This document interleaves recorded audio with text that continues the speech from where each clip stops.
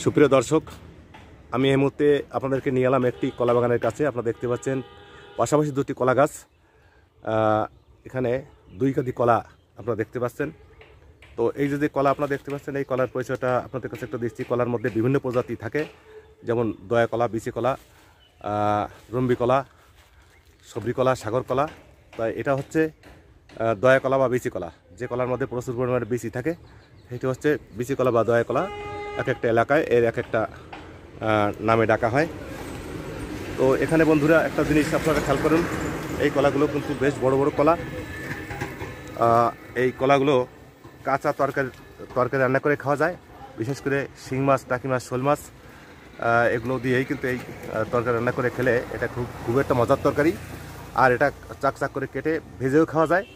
তবে বিশেষ করে এটা পাকা খাওয়ার যে পদ্ধতি সেটা একটু বলবো। এটা এখন এই কলা যেটা দেখছেন কাঁদিতে, এটা কিন্তু অনেকটা বতি হয়ে গেছে, অল্প দিনের মধ্যে এটা পেকে যাবে।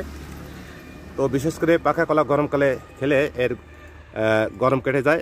আর বিশেষ করে কোনো রোগীকে যদি কলা খাওয়ানো হয়, দুর্বল রোগীকে কলা খাওয়ানো হয়, সেক্ষেত্রে দুর্বল রোগী অতি সহজেই সবল হয়ে ওঠে। এটা অতি সহজেই এনার্জি ফিরে পায়। তো বন্ধুরা, এতক্ষণ আমার সঙ্গে যেখান থেকে যুক্ত হয়েছেন, আশা করি সকলেরই এটা ভালো লাগবে।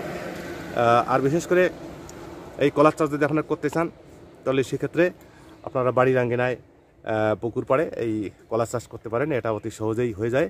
আর বিশেষ করে কলার ফোট থেকে এটা চারা অতি দ্রুত বেড়ে যায়। সেভাবে আপনারা এটা বানাতে পারেন। যদি বাণিজ্যিকভাবে আপনারা করতে চান, তাহলে এটা করতে পারেন। কলার প্রচুর পরিমাণে চাহিদা আছে।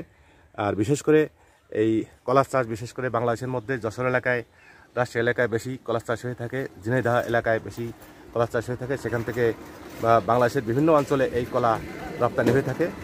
তো এখানে কলার প্রচুর পরিমাণে চাহিদা আছে। তো এই কলার চাহিদা অনুসারে আমাদের দেশে কিন্তু কলা চাষ মূলত কম হয়।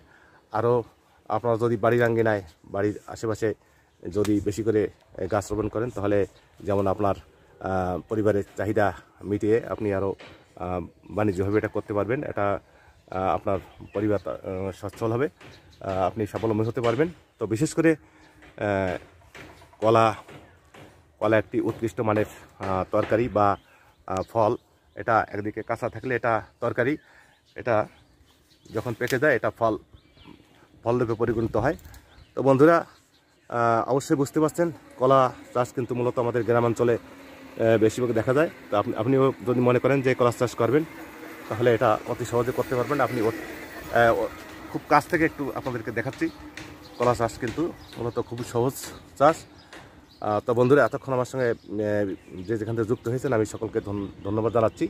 সবাই ভালো থাকবেন, সুস্থ থাকবেন। দেখা হবে কোনো এক নতুন ভিডিও।